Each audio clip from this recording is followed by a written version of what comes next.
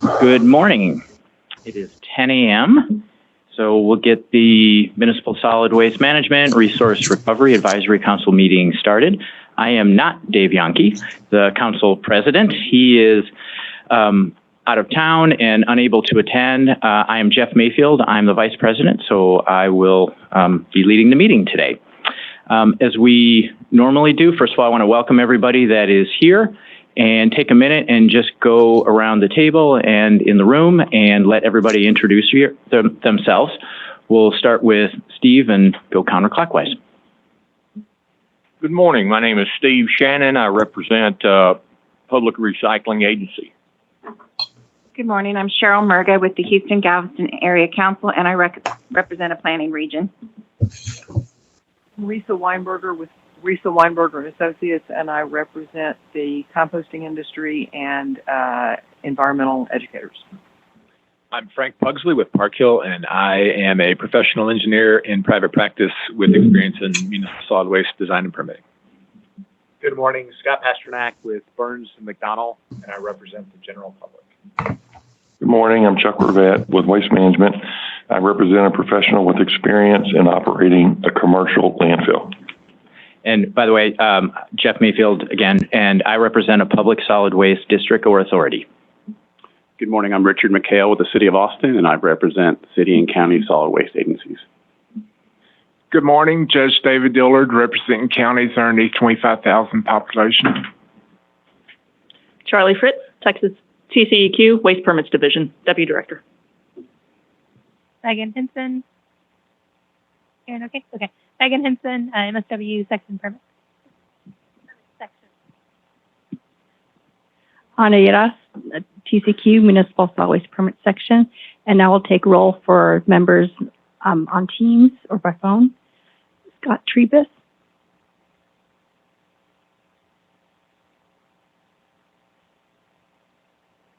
Tanel Atkins.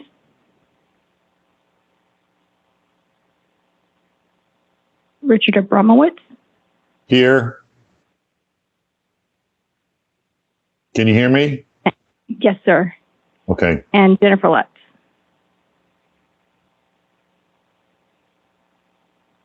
Here. Okay.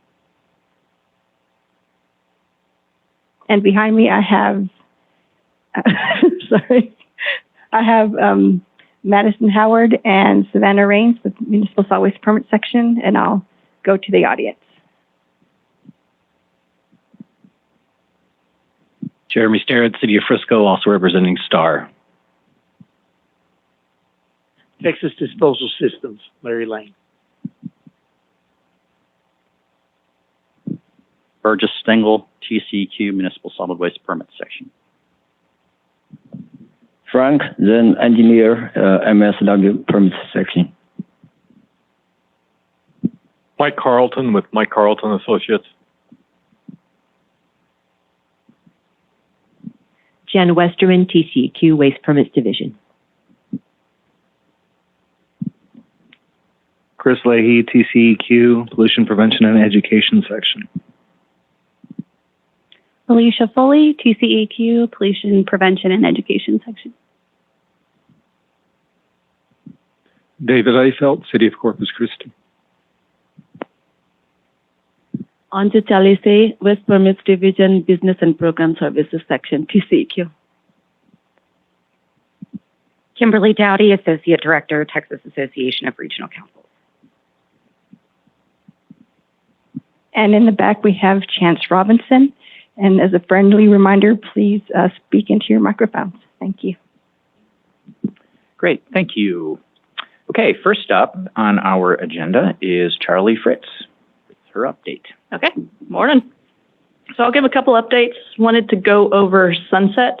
Sunset is continuing. In November, the hearing was held where the recommendations were presented to the committee. And from that, we've been working on kind of formulating what the impacts to the agency would be and working with the members of, so they have an understanding of what these various recommendations would be. And in total, there were 6 issues.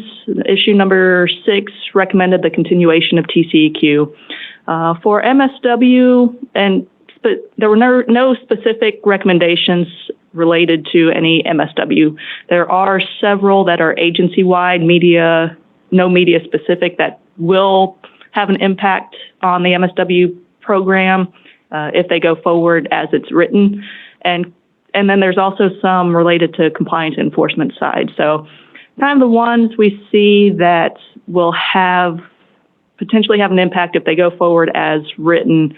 On the permitting side, there's the recommendation to have the TCQ host applications online. That'd be a change because we require the applicant to post those applications. So probably it would become the responsibility of TCEQ at that point. So that would be a change, but none of these seem to be major changes. Another one that we're looking at and seeing what the impact to the agency would be is having facilities report annually, confirm their operational status. Most MSW facilities do this through the annual report. So this would, if it goes forward as written, this would pick up some of the smaller ones and just kind of have an annual confirmation of, is the facility still active? Is the facility still operational? So we're working through that one, but so we won't see a change for most of the MSW facilities. Do you have an example of a type of facility that would have to report annually? Looking possibly some of the scrap tire ones, and maybe some of the MSW recycling facilities, the NOIs. So it depends. It's one of those where the language is, we're still finalizing the language and how we think we would respond. So does it already annually report to us? Is there some sort of report to us that's required? Takes it out of that realm. So we're looking at all that. So those would kind of be some examples of those. But the MSW landfills have to do the annual report, so they are not included in that group. So we would not have to do another confirmation status. And one other quick question. On the hosting of applications, so are you thinking that it would be in lieu of the applicant hosting, or would there be both? We would take that responsibility from the applicant. Take it over. Yep. Okay. All right. Thanks. Yeah, and that's just to make it succinct, consistent across all the media. The other medias, air and water, don't require applications to be posted online, so we couldn't force everybody else to have the applicants do it, so we would make waste MSW applications similar to the rest of the media. A couple others, there's possibly some changes to the notice language, but it won't be, it's just minor text changes, and then also possibly allowing electronic publication in addition to newspaper publications. Still feel that newspaper publications is necessary. Maybe that'll change in the future, but at this point in time, we're looking kind of doing both electronic publication and newspaper publication. And then some others related to permitting is looking to see if we can do virtual public meetings, and then also how the agency responds in response to comments that are not within the jurisdiction of the agency. So if it's county, zoning, or another state agency, being able to more efficiently respond to those comments and let the person know it's not within the TCEQ's jurisdiction.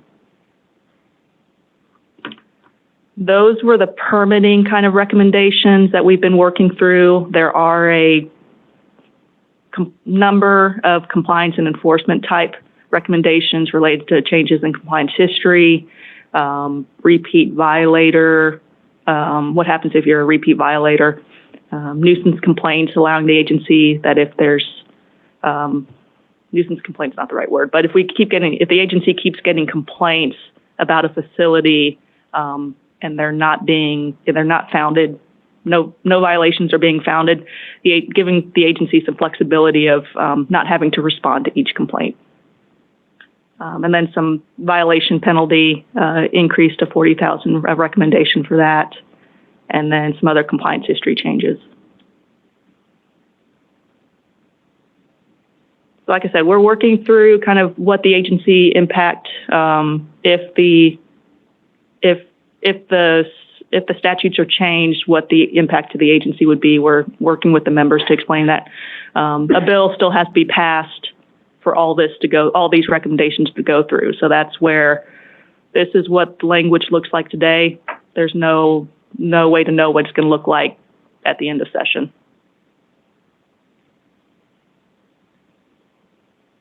Okay. Legislative update, don't have a lot. We've officially started Tuesday, and we did have a number of pre-filing bills. There's specific to MSW, there was a medical waste bill filed.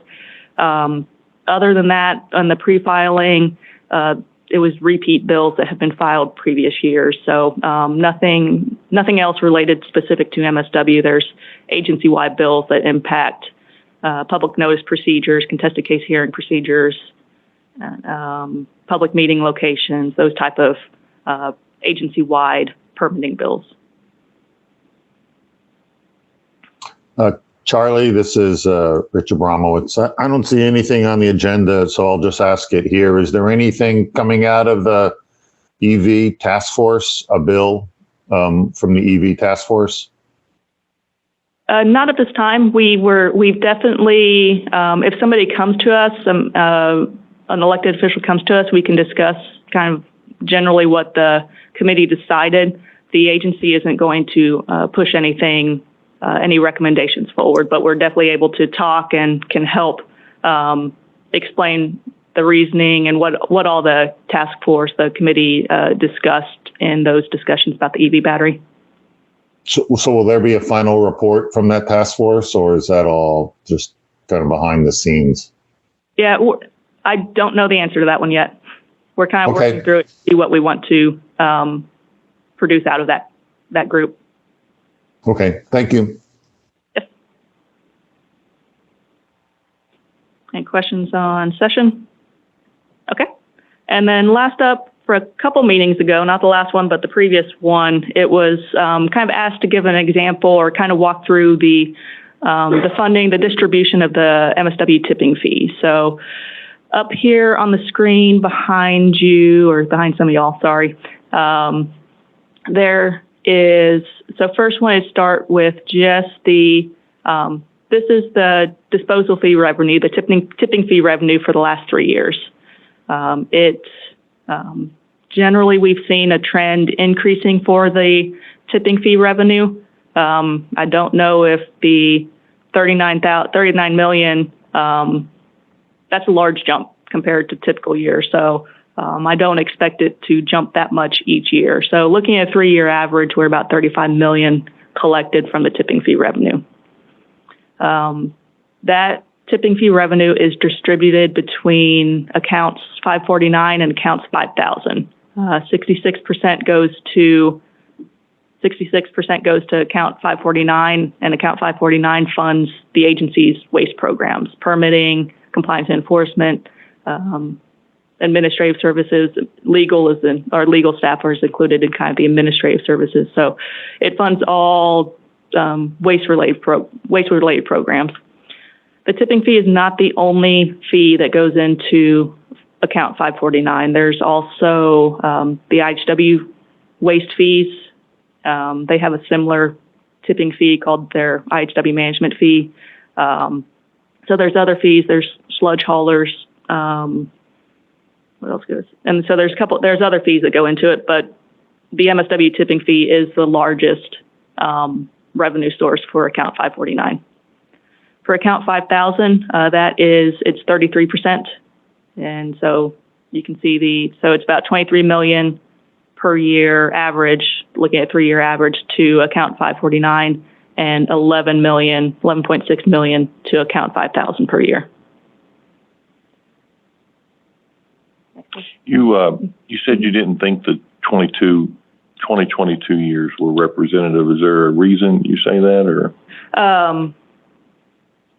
I've never seen a jump that much. So it's, it's.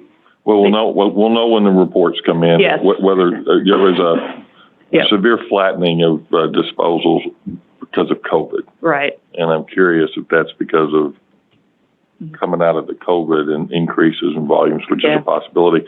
I also was curious, the hazardous waste fees increased in 2022, and I didn't know how significant that was. Didn't they? Yes, we did increase. We increased the schedules for the hazardous waste management fee and the generation fee. Right. While we increased the schedules, we phased in the actual rollout of the increases. So yes, there is more revenue going into account 549. Would not be able to know if increasing the hazardous waste fees resulted in more. We'll know when we get the volume reports, won't we? So, yeah, fair enough. Okay, thanks. And a quick question. So I, just for my own clarification, I think is the monies that go into Fund 5000, that 33% goes, maybe Cheryl knows this more, goes to the COG for grant distribution, staff funding, those kind of things. I'm kind of looking at both of you. Yeah. Right. Yeah. I believe it's fully appropriated through the funding. Right. Not all the money actually gets appropriated every year. Right. So account 5000, the agency is currently appropriated $5.45 million per year for the COGS. Okay. So there is additional funding going into additional revenue going into account 5000 that's not being appropriated. Okay. Next page. And so here it was kind of wanted, from the previous meeting, wanted kind of some examples of what the various changes, how much is the impacts of changing the percentages between the two. So back in before 2013, the distribution between the two accounts used to be 50-50. So 50% went to 549 and 50 to 5,000. In the 2013 session, that it was changed to 66, 2/3, 1/3. So you can kind of see that. And then just wanted to show kind of the different percentages we have. I mean, with the declining fund balance in account 549, it has various, I mean, I think I've heard all these percentages thrown out there of how to help account 549 retain more revenue. So just want to show these out here of just various, looking at the 3-year average of how changing that percentage impacts account 549 and account 5000. And don't have any word or answer on where this is going. Right now, we're 66% and 33% between the two accounts.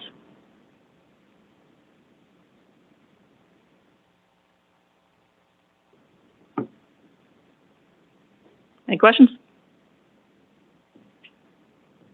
Okay. And then I punted to Megan on the last two of mine for the regional plan update and the scrap tires. Okay, Megan. Can everyone hear me okay? Okay. So some MSW section updates. We have 3 new staff starting in January, and 1 geoscientist and 2 environmental permit specialists. Unfortunately, we still have 3 vacancies because we lost 2 staff. They went to other parts of waste, Office of Waste. So congratulations to them, but bummer for us. So we still have 2 geoscientist positions open, and we now have a work leader position open. So we're working on filling those now. We currently have 25 permits under review and 6 registrations. So we're staying busy. We also have plenty of NOIs and mods and non-notice notice mods. So definitely didn't slow down much over the holidays for us. But we're keeping up with everything, even with the staff shortages we have. I have a quick update on the recycling stakeholder group. We're still planning a meeting in the spring. We are a little bit behind schedule of where we wanted to be. but we have, we finished reviewing the recommendations from the advisory group, and we're drafting some guidance to share with the group that we would distribute to the recyclers and composters. So we're still moving along with that, just taking a little longer than expected. Any questions so far? Okay. A couple of reporting needs are coming up, but for TV recyclers, annual reports are due January 31st. The forms are on our website, and if you have any questions, TV recyclers with questions can email our MSW proxy box. So again, that's due January 31st.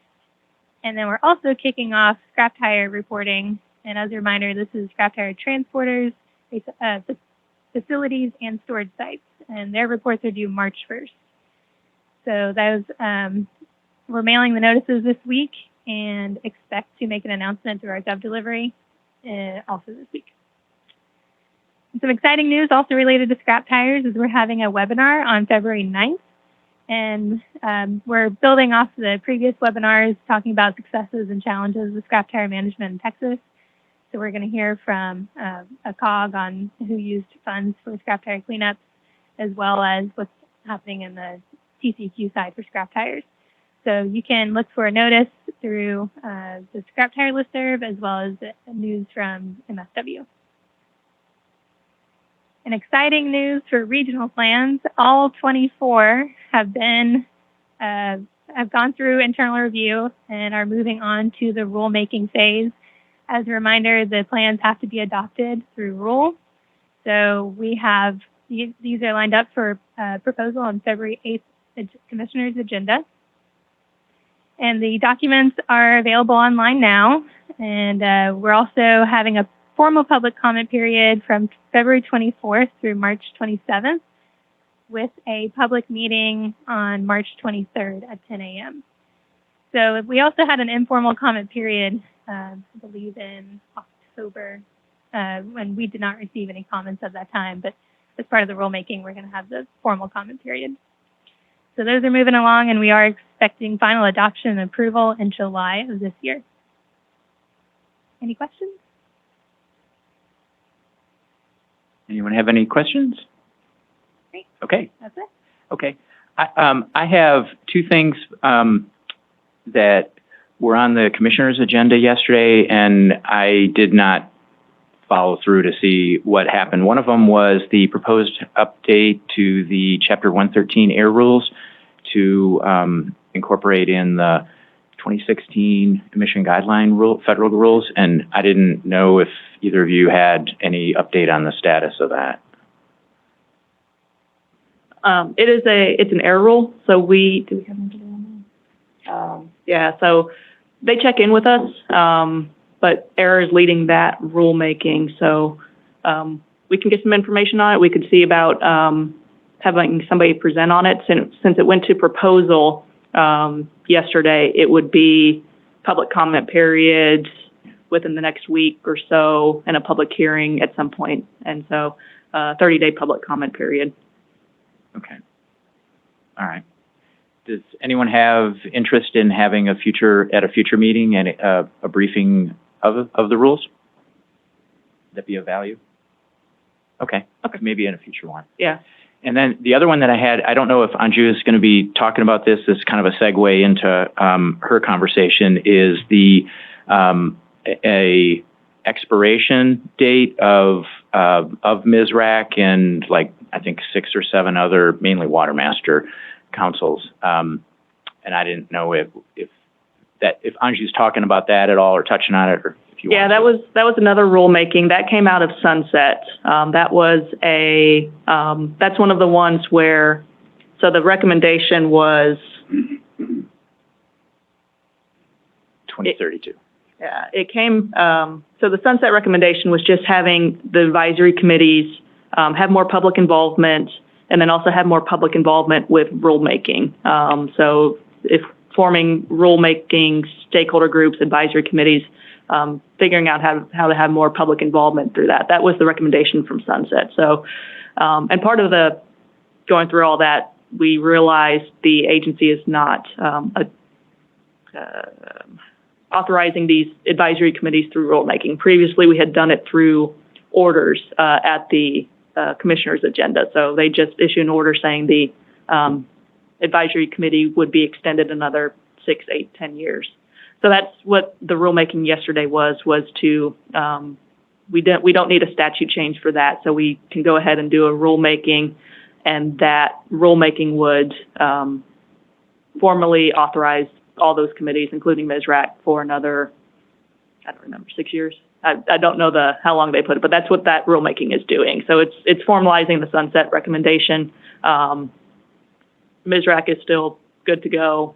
We had been authorized previously through the commission order the last time someone was appointed, because that's how we've been doing it, is saying we'd appoint new members and then also extend the authorization of MSWRRAC. So this is just formally, that rulemaking is formally putting it into rule. Yeah, what little I know, and this is in layman's terms too, but I think MSWRRAC was one of, whatever the right number was, of other groups that didn't have an expiration on them. Yeah. And so I think as part of the sunset review, they're like, excuse me, we should have an expiration. Yeah. And I think they threw out December 31, 2032, at least for yesterday's conversation. Okay. But my understanding is that there's full support and there's no concern about it. Right. Excuse me. It was just simply, we're one of the groups that didn't have an expiration. Yeah. And we had actually gotten, again, the last time we did appointments, it was brought to our attention. So yeah, previously MSWRRAC did not have an expiration date. And then we realized we hadn't been including that language in appointments for about 5 to 10 years. So when we did that, we during that appointment round, I think 2 years ago, maybe less, we did add that language saying we request extending the MSWRRAC for another, I think it was 10 years, which 2032 sounds about right. So we had done it through order, but this is just formalizing it in rulemaking for everybody. Yeah, but no. I think overall you'll see recommendation of, and that's something we'll work on internally, of public involvement in any rulemaking stakeholder groups we have, and seeing what we can do here as well. Great, thank you. Does anyone have anything else for Megan or Charlie? Okay. So next up, we have Anju Shalis going to be doing a presentation on MSWRRAC member options. Welcome.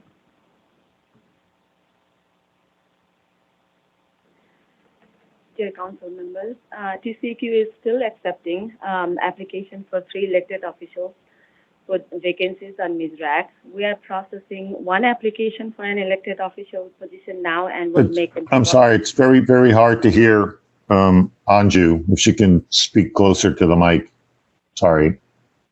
Is it good? Better. Okay. Yeah, we're processing 1 elected official position application soon, and we'll make a formal announcement pretty soon. Additionally, we determine elected officials on the council can have proxies attend on their behalf. The proposed criteria for using proxies are: only elected officials can assign the proxy to attend the MSWRRAC meeting on their behalf, and the proxy cannot vote on behalf of the elected officials. The chosen proxy is the discretion of the elected officials, but should have experience or familiarity with municipal solid waste management issues, activities, planning, and the best management practices. We will update the MSWRRAC website and application with the proxy information soon. And the question for the council is, would the council members like to know who the proxy is ahead of every meeting? I would think so, right? Or at least at. Are you asking about a proxy that will be standing in for the elected official Yes. at that given meeting? Yes, correct. Okay, then that would be good to know. Yeah. Could the proxy change every meeting? So an elected official could use one proxy one meeting, another proxy the next, or they would have a standing proxy that they could, Yeah, like an alternate member, if you would. It's the discretion of the elected officials, whoever. Okay. Yeah. Okay. And Is there any rule change or anything that requires this, or this is just something that the agency can implement? No, this is just policy and practice. Okay, good. So we don't need to go to the commissioners for a vote or any of that stuff. Excellent. Yeah, this is just us trying to get all the seats filled. No, this is a huge change. Thank you for taking a look at it. This is, we talked about this, gosh, it was over 10 years ago, I know, but this will really help, I think, on attendance and participation. Yeah. Thank you. So too. Thank you. And Anju, did you say the proxy can or cannot vote? Cannot. Cannot, okay. Thank you. And just as a point of clarification, can you remind us for the ones that are vacant, what the population requirements are? We are processing an application for an elected official from a county with a population less than 150,000. And the other vacancies are an elected official from a county with any population size, elected official from a municipality with a population between 25,000 and 100,000, and an elected official from a municipality with a population between 100,000 or more, but less than 750,000. Those are still vacant.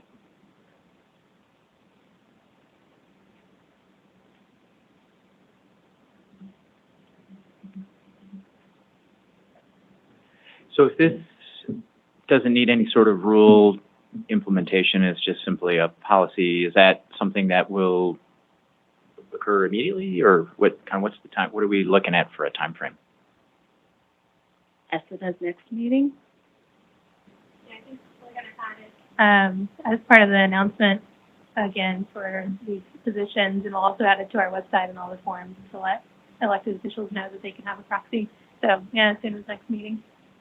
And you may have said this, I'm sorry, I was trying to write. Does the proxy, so let's say it's a elected official from a county. Does the proxy also need to be an employee of the county, or can it be any person that the elected official chooses? I think it depends upon whoever elected official chooses. Our preference, since it would be employee of the city, county, and again, and our preference is to have solid waste experience, just due to the nature of this committee. Yeah, so presumably someone out of the environmental division or whatever it is that they got. Yeah. Okay. Yeah. Yeah, but I think that would be good. I mean, I don't really mind. They could go random, I guess, but you could get out of hand there if you're not careful. So. Understood. Excellent.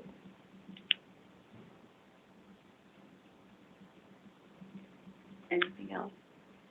Anything else? Any other questions? Okay, great. Thank you. Thank you. Appreciate it. I think that's a great step in the right direction. Yeah. Okay, next up, we have Frank Zhang that's going to be talking to us about the post-closure care, exiting post-closure care guidance document that was recently sent out for consideration and comment. And you may recall that Frank was here in April of 22, I think. So it's been almost a year since you were before us, and welcome back. I'm sorry, before Frank starts, is Scott Trebus on Teams? I thought I saw somebody else. Yes, I am. Okay, I'll count you as here. Thank you. Good morning, Frank.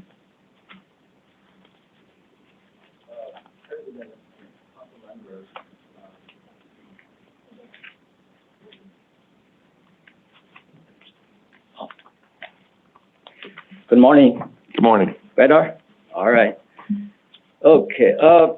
Yes, back in April last year, during that MSWRRAC meeting, we discussed about the regulatory requirements for ending the post-closure care period, the PCC, and we received many good advices, suggestions from the council members during that meeting. And also at that meeting, we said the goal for this project is to establish the criteria to be used to measure how successful, the PCC activities have been completed.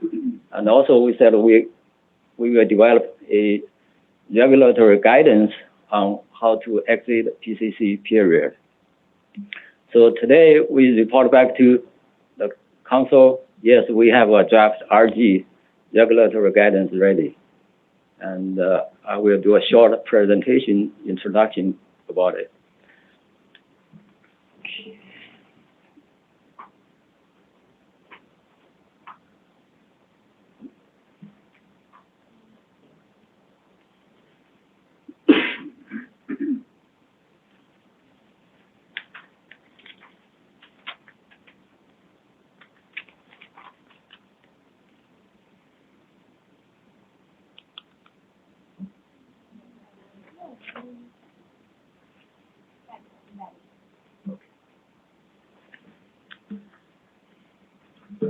Okay, post-closure care is required by the MSW rule. It's in Chapter 330, 463, and 465. The nominal PCC period is 30 years for Type 1 landfills and 5 years for Type 4 landfills. And 5 years is also required for a facility that stopped accepting waste before 1993. At the end of the PCC period, nominal PCC period, the permittee is required to submit a certification signed by an independent professional engineer to verify the PCC has been completed in accordance with the approved PCC plan.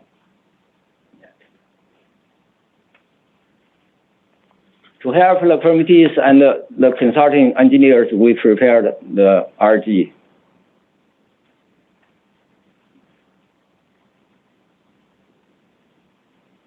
Consistent with the rule, we developed a list of factors that need to be assessed and reported, documented as supporting documentation to the engineer's certification. They are landfill gas, groundwater monitoring, leachate generation, final cover stability and surface drainage control, and any permit conditions and other factors that may be specifically specified in the individual facilities permit.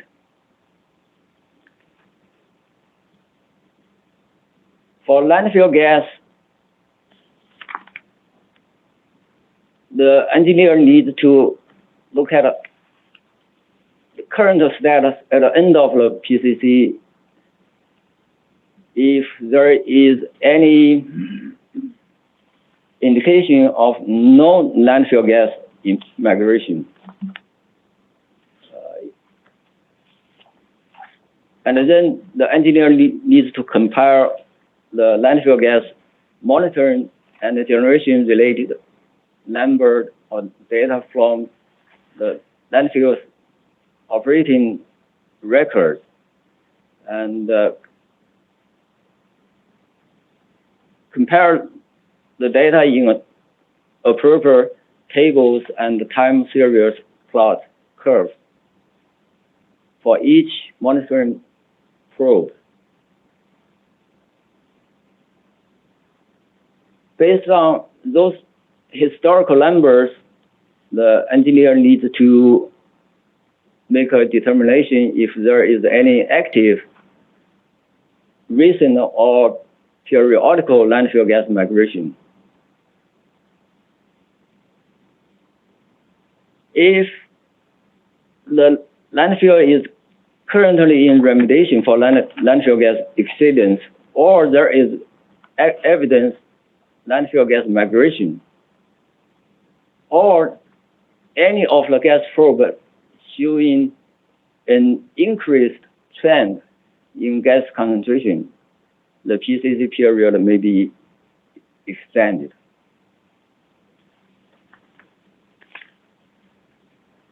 Regarding groundwater, doing the same thing,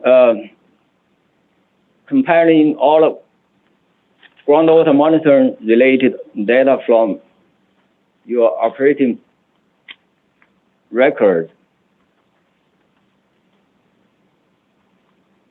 If you have any, if the landfill is currently in assessment monitoring for any groundwater monitoring well, then you may not exit the PCC yet. Or if during the 10 years leading to the PCC ending, the nominal PCC ending, you have any constituent tested showing increased trend, the PCC period will also be extended. And also, if during the 10 years leading to the PCC ending, any monitoring well has been in assessment monitoring, the PCC period will also be extended.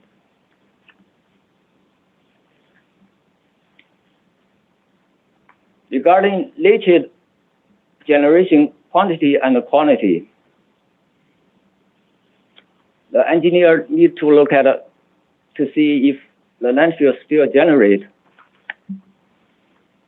leachate. And if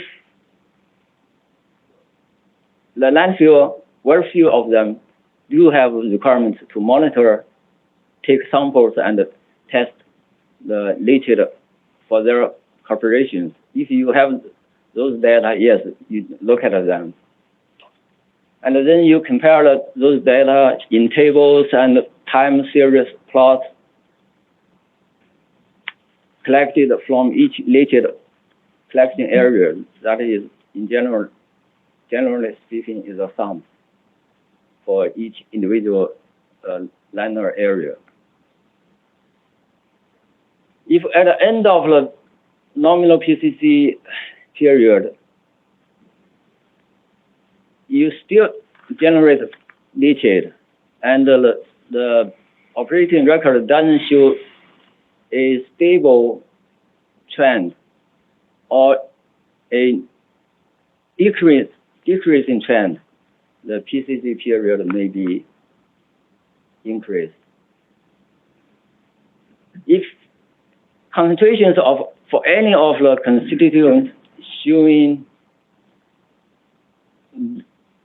doesn't show a stable or decreasing trend in concentrations, the PCC period may also be increased.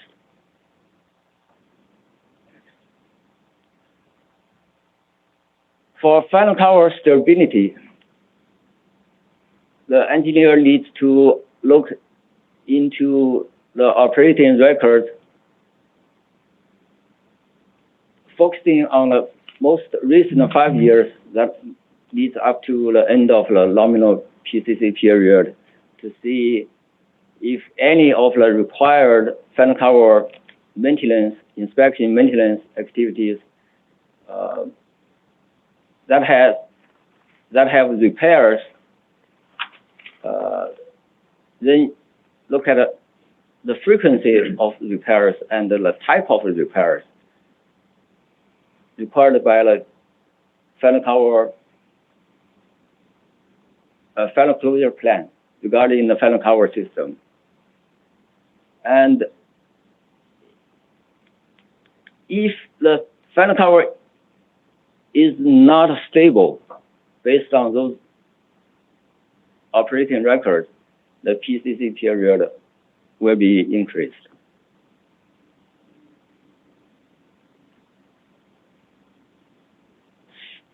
Regarding surface drainage control, it's mostly concentrated on areas over the final cover.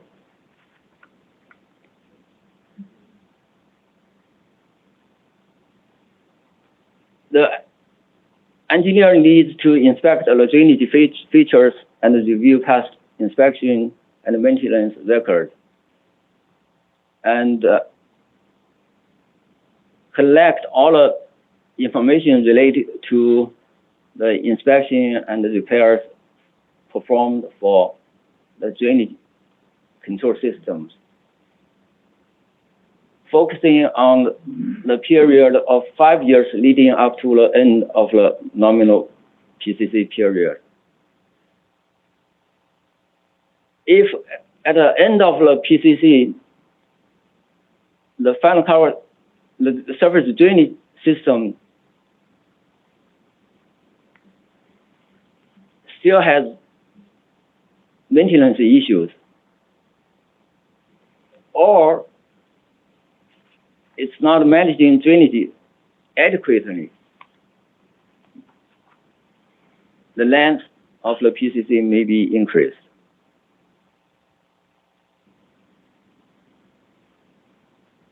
Yes, some landfills in their permit, they may have specific factors and permit conditions the landfill needs to fulfill during the post-closure care period.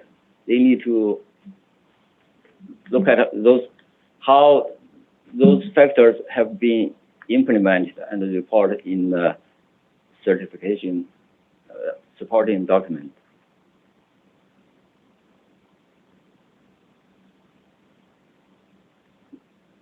If you want a copy of the draft RG, please contact us. And if you want to comment on the draft RG, please send your comments in writing by January 26th. You can contact the email listed up there for the copy of the RG and for submitting your written comment. Thank you. Question? Does anybody have any questions? Right, go ahead. You first, Steve. Go ahead, Steve. Thank you. Good presentation. I'm interested to try to learn more about how many landfill facilities in Texas are at the point where this type of evaluation needs to be done. How many of them are at, are approaching this 30-year threshold? Can you help me understand that, please? I do not have a specific number for each of the category you described. I believe we have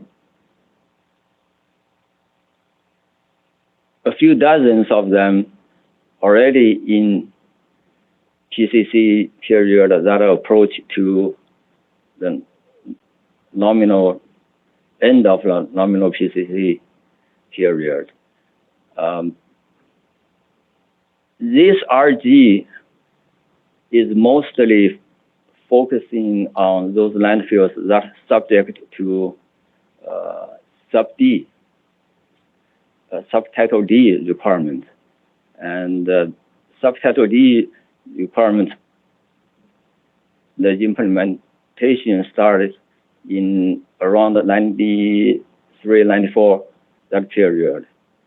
And so, yes, there will be landfills that are close to or will reach the end of the nominal period in a few years. Yeah. I can get you, it's me, Anna. I can get you the number of, list of landfills and post-closure care and, break it down into how far they are.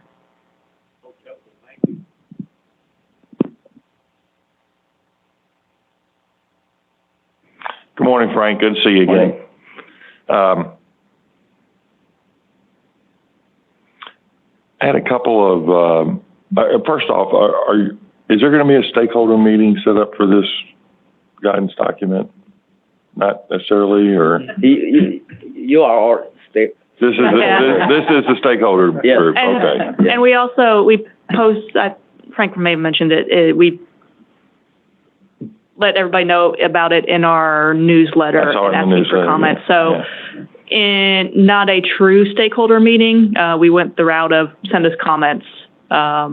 Is there a need for an outside stakeholder meeting? We were hoping send us comments would facilitate, but what if we send you a comment that says, please have a stakeholder meeting? If we get enough of them. All right, I understand. I understand. Well, I've received some input from people a lot smarter than me that deal with this, and this is not an area of expertise for me by any stretch of the imagination. But a couple of thoughts that came through, and we'll send some comments through. But in the language of the rules, as they are very often in the rules, it's there's just a certain tone that says, for instance, under the leachate generation, and I'm sorry, Frank, I'm in 330.463 1B. It says the executive director may allow the owner or operator to stop managing leachate if the owner or operator demonstrates to the approval of the executive director that leachate no longer poses a threat to human health and the environment. Perfectly statement. Not necessarily full of many specifics, which is what you're trying to do. You're trying to put some specifics. But we've gone from rule language,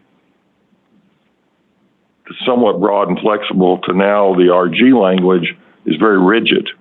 The language in here says if the collection area, and I'm not sure what a collection area is that one sump, two sumps, a collection of sumps, a tank, whatever. If the collection area does not show stable or decreasing, the length of PCC period will be increased. So now we've gone from being able to demonstrate some way to really a prescriptive, no flexibility. It is what it is. It's not what it's not. And so I would ask, can we look at that? And maybe, and I think the language and where you're going is good. We would just like to see at the end of certain sections, or as otherwise demonstrated, which is kind of ties into the actual rule itself. And this is where I'm really, Frank, going to go out of my boundary, okay? And to my colleagues that may be listening to this, just have patience with me, okay? I was given a position statement by the National Waste and Recycling Association on the performance-based approaches to evaluate termination of landfill post-closure. And I don't know if you've seen this. Well, I'll leave you this copy if you want. But they talk about functional stability analysis, kind of a more holistic approach. Instead of, for instance, I'm going to go back to leachate because that's a big one. Right now in the proposed RG, it's if there's any constituent whatsoever that is not stable, whatever that means, or decreasing, then you can't. But what if you have a constituent, and I'm going to just pick one at random that I may know a little bit about, arsenic, which occurs in parts of Texas very naturally. And it's not uncommon for us to have arsenic levels in our leachate that's lower than the arsenic levels in the groundwater surrounding the landfill. So if we're measuring arsenic has a flicker on it, are we really going to extend the post-closure? And again, you wouldn't have to change the language. I kind of look at this. This is like maybe not different than the liner rules. This says if you want to go with the default methodology, go with the default liner. If you want to, if you meet these criteria, then fine. This is a criteria. We just like to see or an alternative demonstration, and we can talk about whether it's functional stability. There's another organic stability, and I'm going to let someone else talk to you. Charlie, if you're not going to have a global stakeholder meeting, I might ask, would you be open to, don't answer it right now necessarily, but would you be open to maybe having some people that have had experience with this in writing, helping, reviewing regulations in several other states, maybe coming in and just having an informal discussion about what other options. And again, I think from my perspective, our general trend would be, the objective here is very, very good. You're taking the absolute vague, meet the executive director's approval, and you're trying to put some guardrails on what does that mean. And it's definitely on the surface, the guardrails make perfect sense. You know, you're not still generating leachate or gas and all kinds of stuff. But when you get into the chemistry part, especially, things can get weird. And I think we would like to see some latitude added as an or as a, if that makes sense. Yeah. Okay. Yeah, absolutely. It was always our intent to have the ability to have the owner operator provide those demonstrations and have that discussion with TCEQ. We trying to create a guidance document for all that. We knew better than to try to spell all that specifically out and give. So we were trying to, like you said, put some guardrails on there. Yep. So any comments like that where it seems like we're not providing that flexibility or that ability to demonstrate what's actually happening at your facility, please give us those comments. Sure. No, and I think it's a very straightforward or relatively simple look at, you may have knowingly and deliberately chosen the word will in certain locations. It's fair enough. But yes. Anytime I see will, I ask a really hard question. Is it will or is it may? Right. And if it's not may, why? Does it have to be will? Because will now becomes, there's no discussion. Right. Right. We did not intend it to be that way. So okay. We'll look at that. Any comments like that? And then in the RGs in general, which the MSW the guidance, I don't know what we do without the guidance documents. I mean, we live on those guidance documents, right? They're very vital. And this will be a great addition to it. We just got to be cautious that if we don't spell out or flexibility or something else, then the rigidity has a way of setting in. Right. And then Frank, one last question. If I can find the rule, the 465 says if it complies with the closure plan, we'll be updating closure plans. I mean, there are some landfills with very old permits, and I don't know that the closure plans are spelled out the way you would like them. And again, this is a rhetorical question without any answer, but I'm guessing there are very few closure plans that are written the way this guidance document is, just as an example. Most of them are going to be written like the rule that says, make a demonstration. Yes. Excellent point and suggestions, advice, as always, from Chuck. I appreciate it. Okay, Frank, I'll send you $20 for the compliment. Okay, thank you very much. Yes, as you said, we really need choosing the word will in the guidance. We said will be the PCC period will be increased as decided by the TC. Well, that's true. So there's a hard and a flexibility all dialed into one. Yes. Okay. Yeah, then that's fair enough. We went through this process, thought about this, and also, I understand that you will provide a written comment, so we will have more time to address your concerns and suggestions. Regarding that one, the leachate constituent increase, showing increased trend. For example, arsenic. That's an excellent example. Yes, we know in Texas, arsenic in many areas that is naturally occurring, and we do in the landfill monitoring report.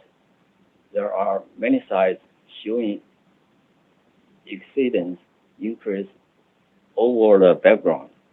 And if that's the case, according to the rule and according to the monitoring plan, the landfill has the option to submit a alternative source demonstration, basically to give us a reason or reasons why you think the arsenic increase is not due to the landfill operation.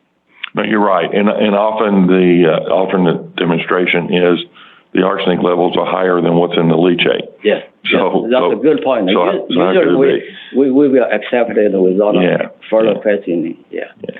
Well, anyhow, Frank, thank you again. I don't know if you have requested to be the king of closed sites or if you're just got them coming to you, but you're a good person to be working on these, and we're glad you're putting the guardrails up for everybody. That's always my pleasure. Yeah, appreciate it very much. Did he do something wrong? And we'd be happy to meet with the group you mentioned. We're always wanting to learn more, help just expand the knowledge. So even if we stakeholder meeting or not, we'd be happy to talk with that group you mentioned. That's fair enough. Thank you. Thank you for your openness. Thank you again, Frank. Good to see you. So I think Richard has a comment, and then Risa. Yeah, Frank, thank you for the presentation. One question and maybe just a comment to think about as we move forward. And there's several places in here where there's some documentation that's required for 5 years back or 10 years back, and kind of relates kind of to Steve's comment.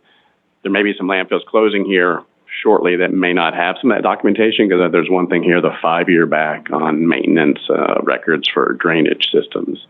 I remember my days at a landfill. I don't know that we recorded every time we went out and cleaned trash out of the outfall or things like that. So there may be some people may not have that 5 years worth of information, depending on what the situation is. So that's something to think about.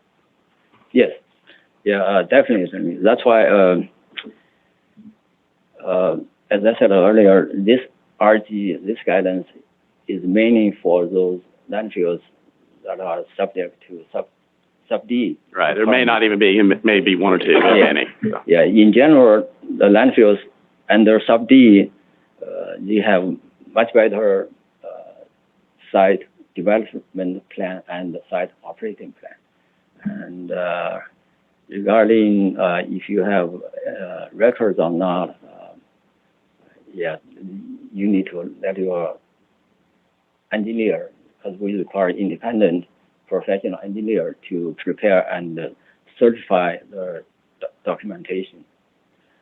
Regarding 5 years, 10 years, we picked because according to scientific research, the process modeling and observations of actual landfills with disposal activities. Yes, in general, during most landfills would stabilize sort of to a certain degree within 30 years. And the stabilization is more evident during the last 10 years and 5 years. They may be different regarding its leachate generation or landfill gas generation, but mostly during the last 10 years, you would see a more stabilized trend to indicate where the landfill, the conditions are. Yeah. Thank you. Good comment. Okay. Like Chuck, I also received some input from knowledgeable members of the industry professionals that I respect, and I'm going to pass on some of those concerns, and I actually share in some of the confusion and concerns that they have. I'm going to refer you to the very bottom of the page of our handout, where it refers to 30 TAC 330 465A, which requires that a PE provide a certification verifying that PCC has been completed in accordance with the approved PCC plan. No problem. I've done that. Makes perfect sense. Comes straight from the rules. Okay, I've done that certification. No problem. And then it says the certification must be accompanied by an assessment of facility conditions demonstrating that human health and the environment is protected and that the facility is ready to exit PCC. Can you just explain to me the difference between the first requirement, which comes from the rules, and the second requirement, which appears to be a second certification or assessment or report by a PC that demonstrates that human health and the environment is protected? First of all, one of the concerns that was expressed to me is that second requirement isn't necessarily supported in the rules.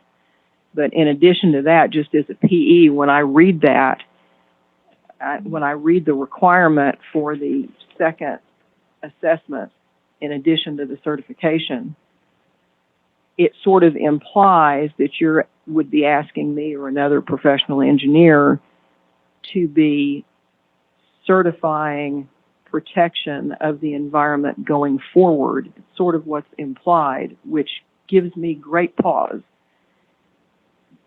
Can you just explain why these two different reports are necessary? I can understand the one that's supported by the rules. It will be one report. The assessment will be the supporting document to the certification. The certification may be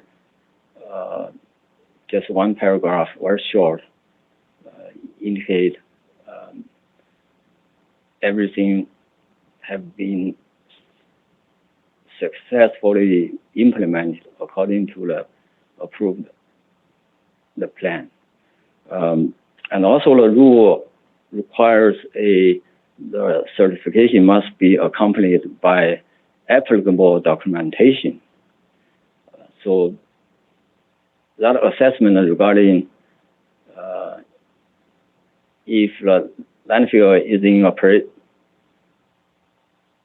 if ending the PCC will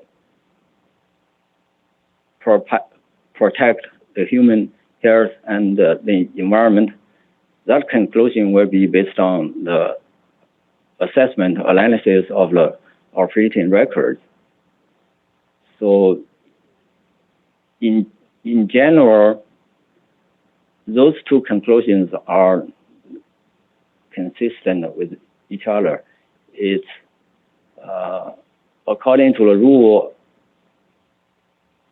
the PCC plan is prepared and implemented for the purpose of protecting human health and the environment.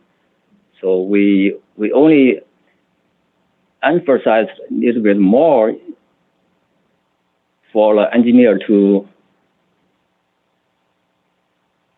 be more specific regarding his or her conclusion. So the actual certification is still limited to, for example, if I was the one doing the inspection and the certification, to me determining that the closure plan was complied with. That's the certification. Yes. And there is supporting documentation that statistical data over 5 years, 10 years, whatever it is, yes, that would show basically that the facility is, I'll use the word stabilized. Yes, that's the purpose of the rule. For example, if you simply say we did everything the plan requires us to do, but if you still have landfill gas generating, if it's not exceeding the limits but close, and also leachate still, you're still pumping out leachate, and in good quantity, huge quantities. Just verifying that closure plan was effective. Yeah. Okay. Thank you. I have a couple of questions, but before I go forward, I'm curious if anybody that is on the council that is online, if they had any questions or comments.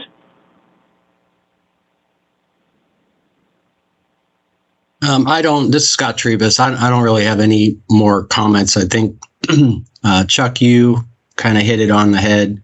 I think there is some more discussions that need to be had, although I do agree that as we are getting, Republic's getting some landfills that are within probably that 10-year time frame, having these guardrails will make sense. But I think there needs to be some more discussion related to how we get there. Thank you. That's a good comment. Yeah. One thing that I was wondering as I was reading through this, the way I interpret it is that if you're coming up on your 30-year period and you know that you're not going to be released, you still have to submit a report. Is that what I'm seeing? And then there would be a discussion of how long and ultimately an agreement of maybe a review after X number of years again. It seems like no matter what, you're submitting it. And so if you know that you've got, for example, gas generation, and you know you're not going to get released, I think you still are, obligated to submit this report. Yes, that's a good question. It's at the end of the PCC period, the nominal PCC period, the suggestion is you need to hire the independent third-party engineer to look at your site, the situation. And if your engineer and the permittee do not feel like you can successfully prepare and get approval from the agency for your PCC ending request, you still need to notify us why you are not going to submit the certification yet. And according to the rule, and also we spelled out in the RG, the landfills you are still obligated to do all the PCC activities as usual until at a later date you feel better, you can have a successful certification submittal and approval. So would you envision, I'm just trying to think through how this would look. So one would submit a report and acknowledge, I guess is the right word, acknowledge that that particular issue is not being addressed in accordance with the guidance document, and therefore not recommending to exit at this time. So in other words, I guess there's a couple ways to look at this. One of them is that as every site comes up to 30 years, they're going to submit a report one way or the other. And if you know, so even if you know that you're not going to get released or you don't want to be released just yet, then you're still submitting the report is the way I'm seeing it. And I'm just trying to get this clear in my head that the intention is no matter what, a report would be submitted. So like you're getting a check-in, so to speak, at year 30. Yes. No matter what. Either a full-blown report certification or a notification to us. Yeah. So the intention of the rule is if a landfill successfully completes its PCC obligations, the landfill is in good condition to exit PCC. Yes, that landfill should submit the certification, and after our approval, submit the permit revocation. So we do not want to see landfills sitting there long after their PCC period end.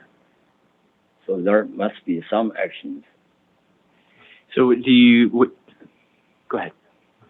Right. So you don't have to, it's just start that communication. If you don't have the data, the demonstration to exit, start that communication with us. You don't have to do a full report. We haven't ever had a situation where somebody came to us and said they're extending. Most times what happens is they try to exit post-closure. We look at data and say no. It's only having those discussions, had those discussions once. So it's, like I said, this is new to us, but that's generally, we're not going to say, no, you have to do a full report knowing full well that you're going to continue post-closure. So it's just starting that communication at 30 years if you're not going to exit post-closure. Do you think there would be, like the applicant would make a suggestion that we'll revisit in X number of years or something? Or I'm not expecting answers at this point. I'm just trying to think this all through. I know we're all trying to go down the same path together and figure this out. I don't ever envision the agency being at where we tell somebody to exit. We tell somebody to exit post-closure when the owner-operator is saying they should stay. So it's going to be the owner-operator's decision, and we review the data to the demonstration to ensure the rule requirements are met.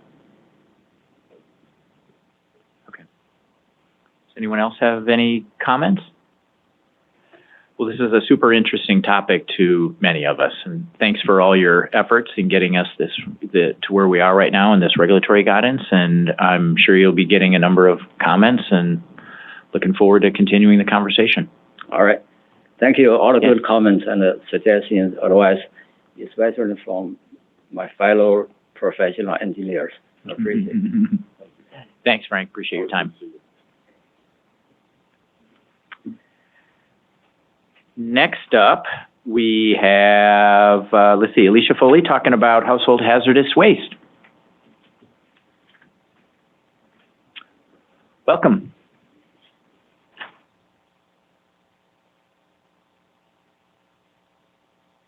Can you hear me? Okay. Let's see, make sure my clicker works.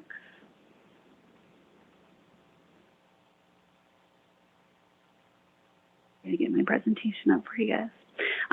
Basically, I'm here to give you some brief updates about the things that we've been doing with public education and household hazardous waste. There we go.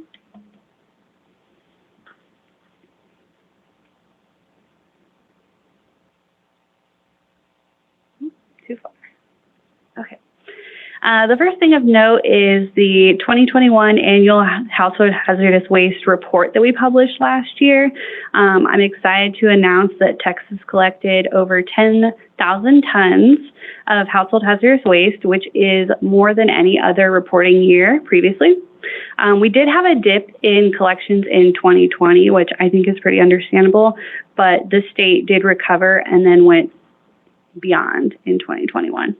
The 2022 reports will be collected on April 1st, and then we will publish the report in August of this year. Our team has been focusing a lot on updating some outdated publications, producing new education and informative content, as well as collaborating a lot with our Take Care of Texas team. And in collaboration with the design and production section, we've updated the What Do I Do With It Now brochure and the How to Recycle piece, which you can see in my presentation.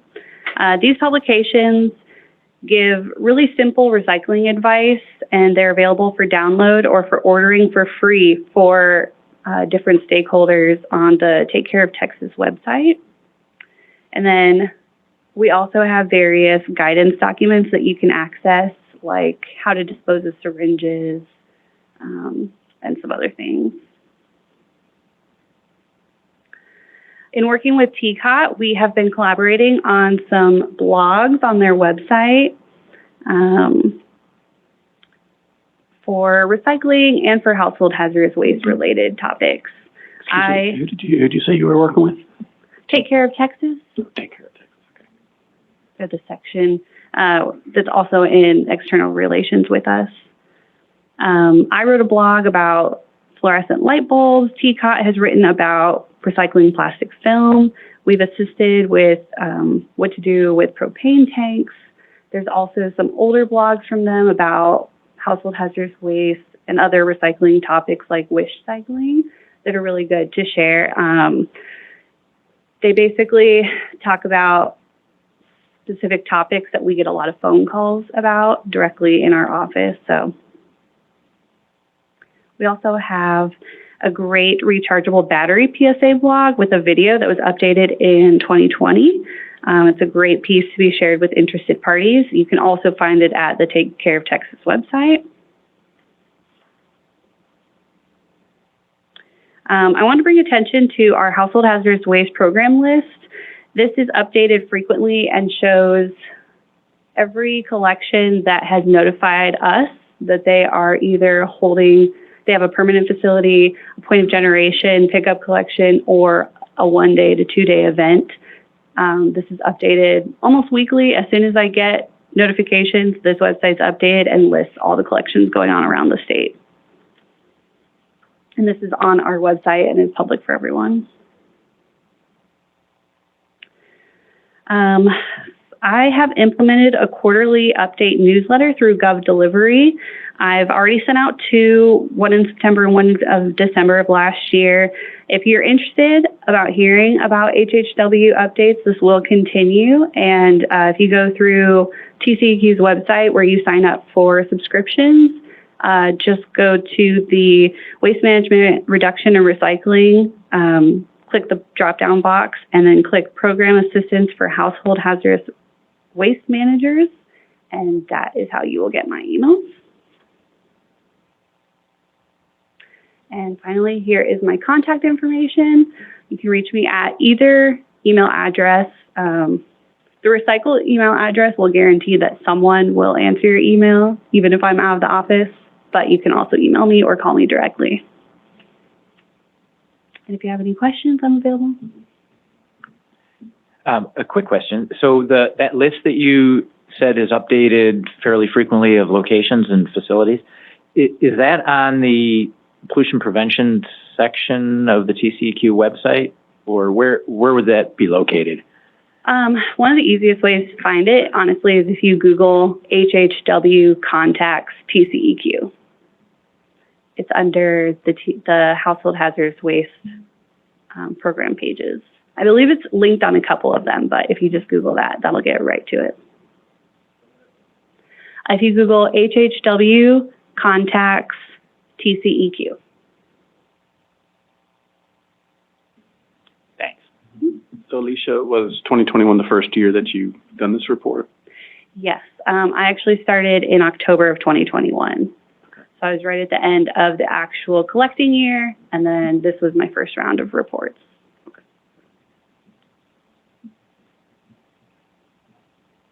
Okay. Any other questions? Great. Well, thank you. That was informative. Appreciate it. Thank you.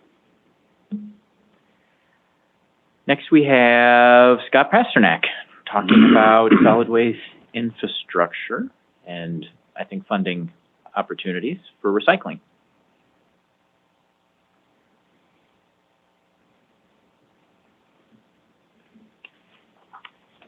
Good morning, fellow council members. Guess that was practice. Sounded good. Good morning, fellow council members and TCEQ staff members. Again, my name is Scott Pasternak, and just a little bit of background on this, really based on a project that we completed in the fall of 2022 for the North Central Texas Council of Governments, as well as all the work that we do for our local clients on helping them with their financial issues. Dave Yonke had actually made a request that we talk about what some funding sources are that both the private sector and governmental entities can hopefully take advantage of. For a long, long time, there hasn't been that much funding available in the solid waste and recycling space.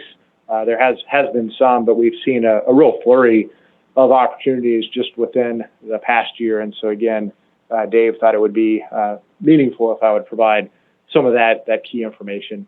And so most of what I'm going to talk with you about this morning is included in that report that I referenced a moment ago, which we completed for the North Central Texas Council of Governments. It was actually funded via a U.S. EPA grant. That project was a study that looked at the organic fraction of the waste stream and evaluated to what extent could more of that material be diverted that's presently going to landfills to be diverted to anaerobic digestion facilities to then produce renewable natural gas that can then be utilized to fuel vehicles within that region. And so we looked at a whole bunch of issues as part of that, but funding sources was one of those categories. As long as I was talking about funding sources, I thought it would also be timely to brief you all this morning on a couple of recent and active grant applications that TCEQ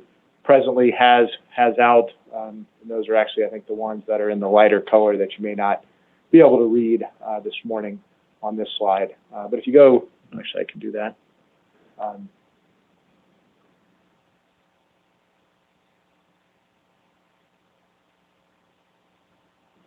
Is there a key to this clicker?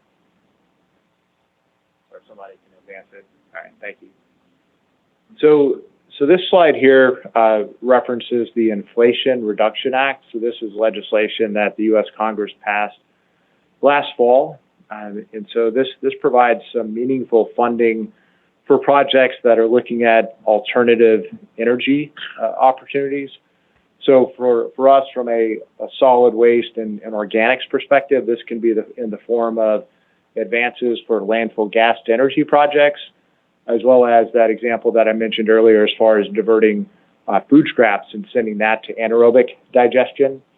And all of this information also is included in the report that I'm referencing for you. It looks like there's a little bit of a glare issue with the lights here this morning. But these are grants that or funding that can be made available to both the private sector as well as the public sector. From a private sector perspective, that's in the form of tax credits. So if you are going to be doing, say, a new project, or if you're going to be retrofitting, say, example, a landfill gas energy system to allow for renewable natural gas or an anaerobic digestion facility, you can get tax credits in place that can be very significant. If you are a governmental entity, the legislation called for what is described as a direct pay provision, since local or state governmental entities are going to be tax exempt. Thank you. All of this information was being reviewed last fall by the Treasury Department from a taxation perspective. So the information that I have here on this slide is based on the timing of October of last year, which was prior to the Treasury Department making any of its final decisions. But if you are either a private company that is looking at these types of projects or a governmental entity, these are real dollars that are out there that can be very meaningful. Also, if you are a governmental entity, whether you do the program on your own or you look at some form of a public-private partnership where the private sector would be able to take advantage of those tax credits, these are real dollars that are out there. So then on the next slide, this one and the following slide communicate some of the ongoing information from U.S. EPA for two different grant opportunities. One is the Solid Waste Infrastructure for Recycling Grant Program, or SWIFR. So this is funding that's available for the next 5 years. So it's a total of about $275 million. The first round of funding is available right now. Those applications, as you can see at the bottom of this slide, are due in about 1 month. EPA graciously granted a 30-day extension for that. And so they're looking for projects that will support the goals of the EPA. So that would be issues like tackling the climate crisis, taking decisive actions to advance environmental justice, as well as other innovative sustainability and recycling programs. This also does include organics. So even though solid waste and recycling are more prominently in the name here, organics is definitely a key part of this. This grant can also include dollars for education and outreach. But in addition to this infrastructure grant on the next slide, there's an additional grant opportunity that is specifically focused on education and outreach. So this is referred to as the REO program. So this one is providing about $30 million. And so EPA is looking to hopefully fund 25 projects in amounts ranging from a $250,000 to $2 million.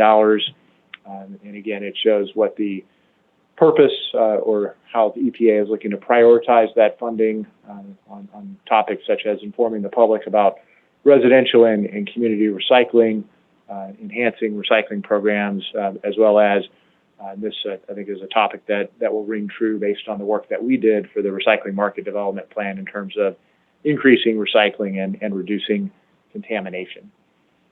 Again, that one is due in mid-February, so not too far away. So these next couple of slides, I'm not going to walk through in very much detail, as this is information that is straight out of that report that we completed for the North Central Texas Council of Governments.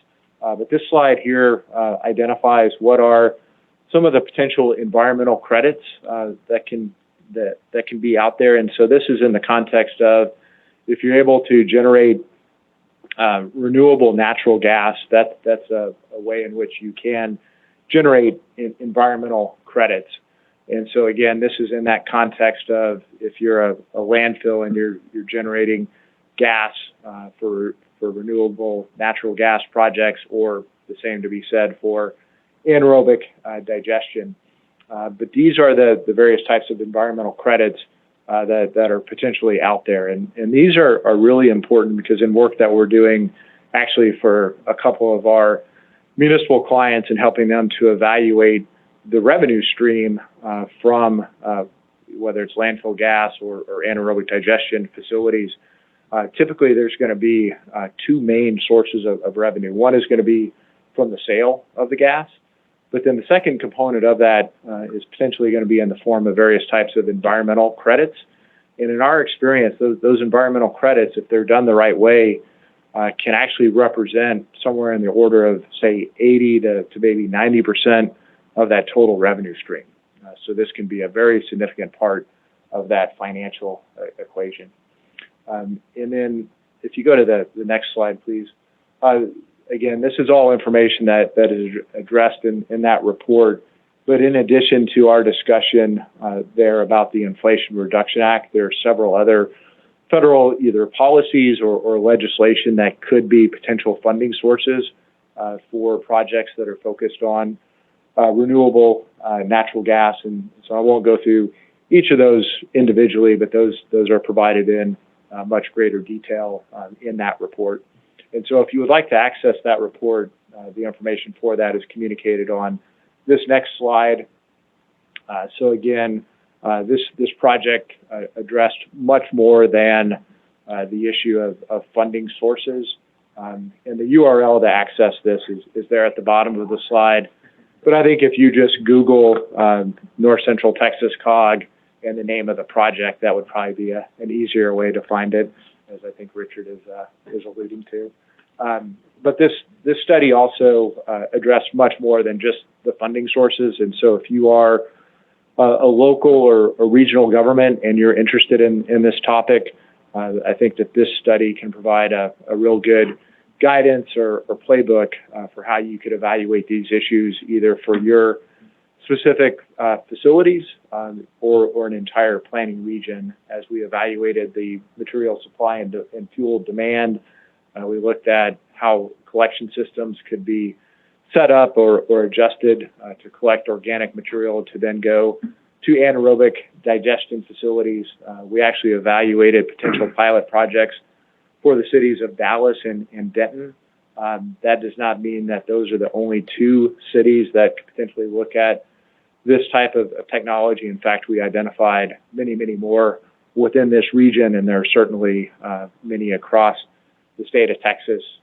We also evaluated environmental justice issues. And then if you are an entity that is potentially considering this and would like to figure out how do you structure a contract to address the sale or purchase of renewable natural gas, that's addressed in the study as well.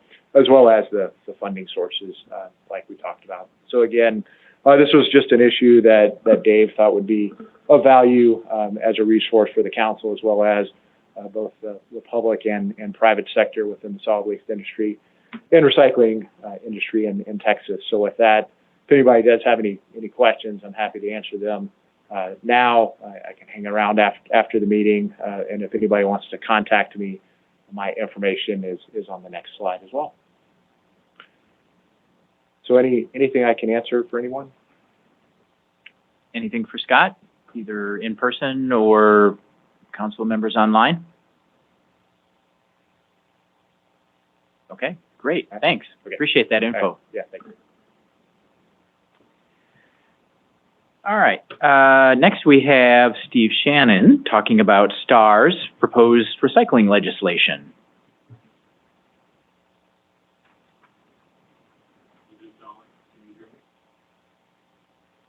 I see a little green light now. It's little green light is brighter. Okay. Good morning, fellow council members and audience. Out of respect and courtesy to this body, we appreciate the opportunity to bring you up to speed on what we're trying to do to promote the recycling industry here in Texas. You all will recall that this body, STAR, basically petitioned this body a year ago or longer to embrace the recycling recommendations made by the Recycling Market Development Plan. So that was forwarded to TCEQ for various sundry reasons. That didn't get in front of the TCEQ Commission for almost a year. Of course, the agency has been, for lack of a better word, distracted by other issues, including review by Sunset Advisory Commission. This has been a long time coming. You know, it's said in state code that recycling is a matter of state policy. It said that for 33 years. And there have been various efforts to try to move this industry forward. In the last few years, the Texas Recycling Data Initiative, which led to the study on the economic impacts of recycling, which led to the Recycling Market Development Plan. And those last two efforts alone have been $750,000 of the state's public money to try to move this forward. This plan is probably one of the best ever produced in the nation on a state basis. It's got a lot of recommendations, but it's kind of like drinking out of a fire hose, even for those of us that understand this. It's a lot of information. The salient recommendations that it makes, the number one problem identified is contamination. We're averaging a 25% contamination rate in MSW, collected MSW recyclable. It's killing us. No industry can survive with that kind of contamination rate. There's no standards, there's no point of generation standards, there's nothing. The way to deal with that in the absence of standards is public education and awareness. And there's been some, and y'all got some good programs that deal with parts of it. The other salient recommendations that this plan made was the creation of a recycling market development board to coalesce the industry, to guide the industry, develop policy, et cetera, recommendations, and the Recycling Market Development Center to conduct special projects, research and development, and so forth at one of the state universities. So this plan was published by the agency on September the 1st, 2021, without comment, with no comment, no endorsement one way or the other, and no rollout of a plan like this. Most states would have gotten the stakeholders involved and said, here's what this plan recommends. For whatever reasons, that hasn't happened. So STAR said, well, we're not just going to stand by and let the thing die. We're not going to just let it sit on a shelf. This is too valuable. The industry is too big. A few facts that this plan revealed. We're recycling 27.5% of our MSW. These are 2019 numbers. That's 13 million tons a year, employing 31,000 Texans, which is the same numbers in the petroleum refining industry. And, respectively, the furniture manufacturing industry here in Texas. It is having, in collection, processing, and part of manufacturing, a $7.8 billion positive impact annually to this state's economy. The plan says that half of what we continue to landfill could be recycled. That might be a stretch. I mean, the reality of it is half of what we put in landfill and dispose of is probably so tangled up and wet and messy, we're not ever going to be able to untangle that and recycle it. But we certainly can double the size of this industry. Instead of it being a 7.8, it could be a 15 or $20 billion a year industry. What's been missing all along through all of these efforts, there's been a lot done by government and COGS and everybody of this group and others to try to kickstart this industry, to give it some impetus, to move it forward. What's been missing is a focused examination of the issue by the industry itself. Never really happened. Now, I talked to Dave, had some long conversations with Mr. Yankee about should this body be modified to pursue this. And his feeling was that and based on the input of some other members of this group, that's not because this body is convened to oversee solid waste management issues as a whole and in general, and not specifically about recycling. So we submitted legislation through Representative Thompson's office. We're also working with Senator Zaffarini's office, promoting a board, an education program, a recycling market development board, and a recycling market development center. That's in the mill downtown at Ledge Council now. Once we did this, we started getting stakeholder input and seeking stakeholder input. And what we found was this, and I personally talked to more than 45 different entities and agencies, groups, industries. Everybody agrees that contamination has got to be dealt with, and that an education program, a statewide education program to explain essentially what is recyclable, what isn't, why not, why contamination is killing this industry is necessary and needs to be done. We did not find that people are ready to embrace the notion of a board in a recycling market development center right now. In fact, it was astonishing how many people I talked to that I would have thought had read this, didn't even have any knowledge that this had been done. What we did get was a lot of input back from stakeholders saying, let's convene a task force made up principally of industry, but other stakeholders, to examine this plan, its recommendations, and other issues, and make a high-level report back to the governor, lieutenant governor, speaker of the House, to move this issue forward. An interim step is necessary to be able to digest this.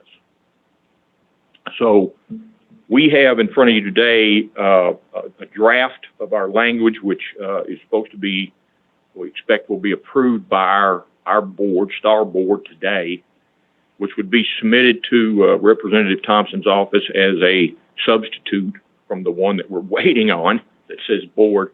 And this would be the creation of this, two things. One is that we would, and TCEQ has got a real good role to play in this. You know, already involved in education and so on. So we're saying, let's give you all either out of Fund 5,000 or a general appropriation at the discretion of the legislature. $250,000 for staff and $1.5 million to roll out a statewide education program over the next biennium.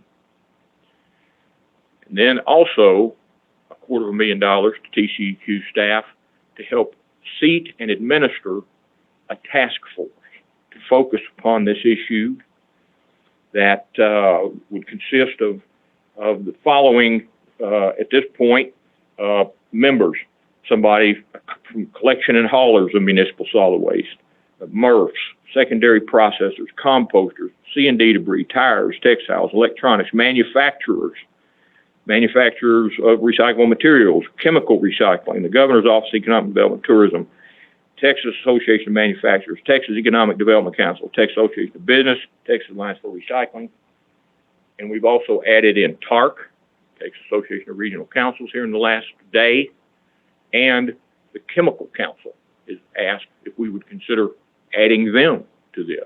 Certainly that makes sense. There's some entities that aren't listed here, but this task force would be able to receive testimony from ISRI or SWANA or MSWRRAC or whoever else they want. But the hope is, and this task force would be created as follows. I mean, we're kind of laying the cards on the table here. 4 each, appointed from the governor, lieutenant governor, speaker of the House, 9 from TCEQ, to bring together a body to coalesce, to look at this issue, dig down into it, and make recommendations to move this industry forward for consideration in the 2025 legislature. So here's where we're at, and we're not necessarily asking for any kind of formal action from this body, but we would say that the legislature started this week. We're behind the curve. We've tried to solicit as much input from stakeholders as we can, and we feel as though there's a lot of support for this approach.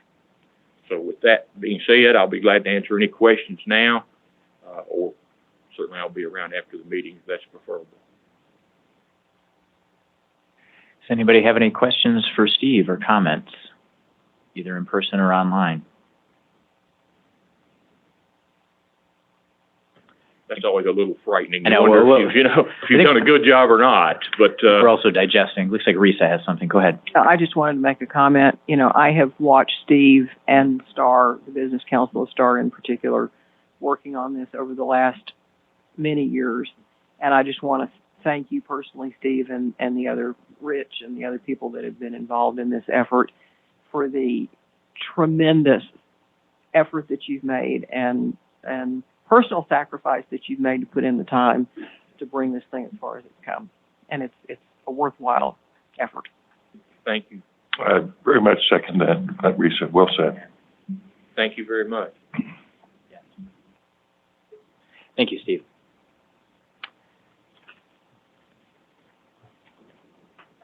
All right, that brings us to toward the end here of our agenda.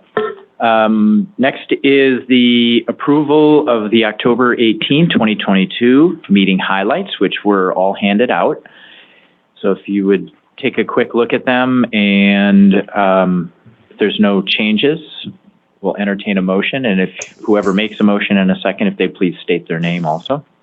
So moved, Rich Abramowitz. Second, Richard McHale. Thank you. We have a motion and a second. Any discussion?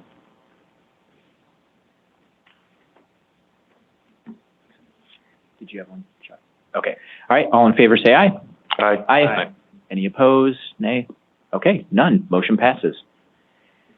Action items and Q&A. I don't know if we have any, but Anna, do you have any? There are I have 2 action items. One of them was for a future meeting on the error rules that were discussed yesterday during agenda. And then the other one was I'll have to get the list together of those landfills in post-closure care and how close they are to post-closure care. To y'all. Great. Thank you. Okay, and lastly is public comments. Is there anyone in the public audience here that has any comments? There right, were Jeremy? a few in the team chat as well. Okay. So, Jeremy, if you'll state your name and organization. Go ahead. Good morning, Council. My name is Jeremy Sterrett. I'm with the City of Frisco. I'm also on the Board of Directors of STAR. I just want to say that as a representative of a rapidly growing area of Texas, that also participated in the data collection of the RMDP. that we are highly focused on our waste diversion, a deeper look at the RMDP to better derive possible future recommendations on how to best utilize that data that was captured would be highly useful in helping us meet our reduction goals. And I just want to say thank you to Star, a big thank you to Shannon for all his, or Steve for all his work and all this, and thank you to the committee. Thanks, Jeremy. I heard there were some comments through team chat. How does that happen? Does that get read out, or is it just part of the record? I can go ahead and read them out. Okay. They're primarily for the 3 presentations. So starting off, and I apologize for not getting the last name correct, Troy Lee Switch. Again, couldn't make sure how to pronounce the last name, but the first question, which is over post-closure care, if one factor extends the PCC period, are all factors, groundwater, gas, cover, etc., extended by RG, by the RG requirements required?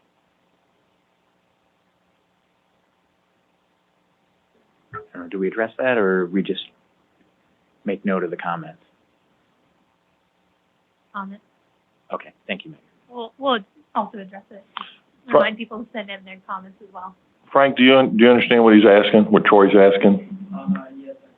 Yes. I think he's saying if the period is extended, are all parts of the post-closure care extended, or can you discontinue some of them and just continue the ones that maybe don't meet criteria? I think that's what he's saying.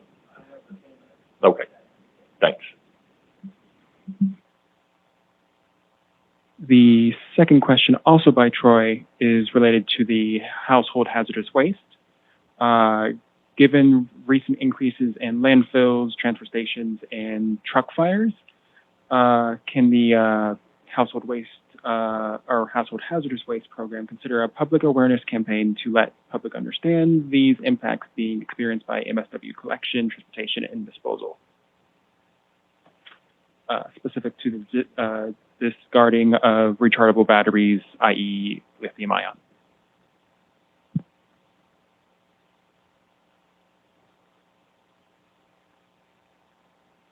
Make a note of that as well.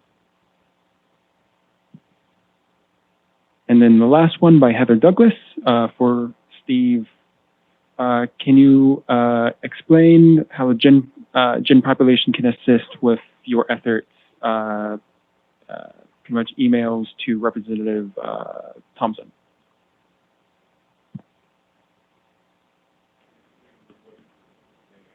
Yeah, can you repeat that? I think several of us weren't clear what was said. Can you explain how I believe gen population can assist with your efforts? Again, a bit shorthand. Well, we, time has come today. The legislature has convened. Bills are pouring in almost in historic quantities down there. So if we're going to get in front of this, then Representative Thompson and Senator Zaffarani need to hear that you're supportive of this effort. What we're trying to do here is not define which way we should go, but to let the industry itself determine its future, its destiny. Do we want to seize upon these opportunities or not? Many other states are. There's a lot of capital investment being made in other states that are embracing this opportunity, that are welcoming this kind of growth. I can't imagine Texas wants to be behind in anything that has to do with economic development and improvement of our communities. So here's an opportunity. So if you have, however you feel about this, then please let Representative Thompson and Senator Zaffarani know your feelings.